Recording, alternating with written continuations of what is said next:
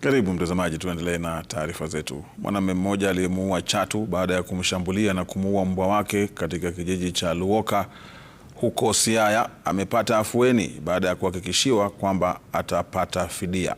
Maofisa kutoka KWS wakiongozwa na msimamizi wa kaunti za Kisumu na Siaya Grace Kariuki walimtembelea Charles Osore nyumbani kwake ambapo waliwaomba wenyeji kuripoti visa vya kero la wanyamapori.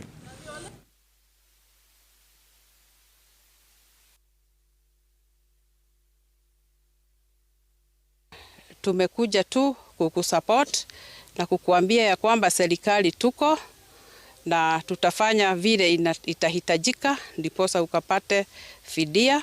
Leo tumekuja na form utajaza na tutasaidiana ndiposa wakati wa kufidia ukifika ufidiwe kama wale wengine. Ningeomba siku ingine ikitokea jambo kama hilo ama mnyama wa pori amepatikana mahali na ana threatened community, tutumie hotline kwa sababu tuko na station iko hapa Siaya. Sina shida na serikali.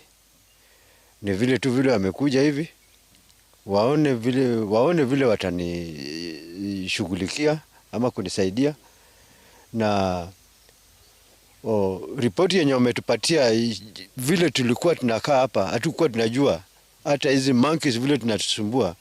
Kuna pahali penye tunaweza kupiga ripoti yetu, na tukiwapigia simu msiwe na kuchelewa, juu kuchelewa kwenu ndio tunafanya hizi.